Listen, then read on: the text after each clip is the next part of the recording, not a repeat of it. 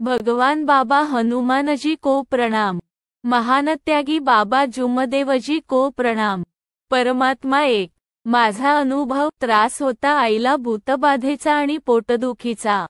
मिळाली समाधानी मार्ग मिळताच मानवधर्माचा। माझे नाव अविनाश शिवाजी घटारे आहे। आज मी माझा अनुभव या अनुभव मालिकेत माझा प्रथम अनुभव मार्गात येण्याचे कारण सादर करीत आहे। आमच्या कुटुंबात आईवडील, 3 बहिणी, 1 भाऊ आणि मी असे एकूण 7 सदस्य आहेत। ज्याप्रमाणे सर्वांना माहीत आहे की परमात्मा एक, मार्गात कुणीही सुखी समाधानी कुटुंब येत नाही, तर सर्व दुःखी कुटुंबच या मार्गात येतात। त्याप्रमाणेच आम्ही सुद्धा खूप दुःखी होतो। आमचा कुटुंब खूप मोठा असला तरी आम्ही आधी खूप सुखी समाधानी जीवन जगत होतो।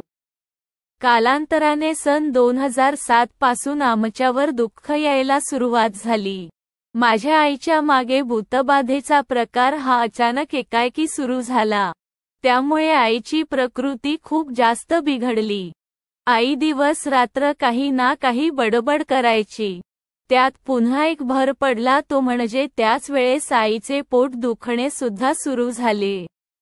आईचे पोट इतके दुखायचे की ती पोट दुखते म्हणून अक्षरशः जमिनीवर लोळायची। त्यावेळी मी 7व्या वर्गात होतो। आईची प्रकृती पूर्णपणे दुरुस्त व्हावी यासाठी बरेच तांत्रिक, मांत्रिक व डॉक्टरी उपचार सुद्धा केले, पण आईच्या प्रकृतीत कसल्याही प्रकारची सुधारणा होत नव्हती। दिवसामागे दिवस निघत चालले होते, त्यासोबतच आईचा त्रास सुद्धा वाढत चाललेला होता। या त्रासात 2 ते 3 महिने निघून गेले। माझ्या आईच्या प्रकृतीबाबत माझ्या मामाला माहिती मिळाली तर मामा लगेच आमच्या घरी आले। माझ्या आईची प्रकृती गंभीर झाली होती ते बघून त्यांना राहावले नाही। त्यामुळे माझ्या मामांनी माझ्या आईला स्वतःच्या गावी नेले। माझे मामा हे आधीपासूनच परमात्मा एक मार्गात होते। मामांकडे गेल्यावर माझ्या मामांनी आईला 3 दिवस सतत तीर्थ बनवून दिला। आई तेथे जवळपास 15 दिवस राहिली। जेव्हा माझ्या मामांनी आईला 3 दिवस सतत तीर्थ दिला त्या तीर्थामुळे आईचा जो भूतबाधेचा व पोटदुखीचा त्रास होतो तो पूर्णपणे बरा झाला। आईची प्रकृती पूर्णपणे सुधारल्यामुळे मामाने आईला गावी आणून दिले। गावी आल्यावर 4 ते 5 दिवस आईची प्रकृती व्यवस्थित राहिली, पण त्यानंतर पुन्हा तोच त्रास सुरू झाला। आम्ही विचारात पडलो की असे का होत असेल। आम्ही माझ्या मामांना पुन्हा फोन केला तर ते आले। आईला पुन्हा गावी घेऊन गेले। मामाच्या गावी गेल्यानंतर आईची प्रकृती पुन्हा सुधारली। तेव्हा माझ्या मामांच्या लक्षात आले की हा भूतबाधेचा प्रकार आहे। त्यामुळे मग माझ्या मामाने आम्हाला फोन केला आणि सांगितले की तुम्ही सर्व परमात्मा एक मार्गाचा स्वीकार करा। तेव्हा आम्ही सगळे मार्गात यायला तयार झालो, कारण आम्हाला मार्गविषयी माहिती आधीपासूनच होती। मग माझ्या मामांनी त्यांचे मार्गदर्शक श्री रामलालजी धनजुळे मु. ब्रह्मी यांना आमच्या गावी आणले। त्यांनी आम्हा सर्वांना मानवधर्माच्या शिकवणीवर सविस्तर मार्गदर्शन केले। मार्गदर्शकांनी आम्हाला घराची साफसफाई करायला सांगितली आणि सर्व देवी देवतांच्या मूर्ती, प्रतिमांचे विसर्जन करायला सांगितले।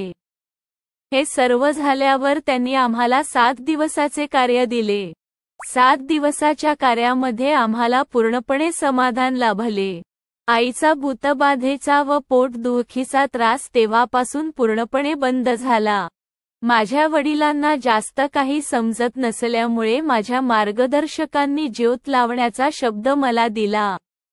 आम्ही मार्गात आलो तेव्हा आमचे घर खूप लहान होते म्हणून आम्ही भगवंताला योग मागू लागलो की बाबा आमचे घर बांधून झाल्यानंतर आम्ही त्यागाचे कार्य घेणार। भगवंताने आम्हाला योग दिला व भगवंताच्या कृपेने 4 खोल्यांचा घर आम्ही बांधून त्यागाचे कार्य केले। नवीन निवासस्थानी दिनांक 29 एप्रिल 2016 ला त्यागाचे हवनकार्य पार पडले आणि 5 फेब्रुवारी 2017 ला 9वे हवनकार्य पार पडले। आता आम्ही सर्व सुख समाधानाने जीवन जगत आहोत.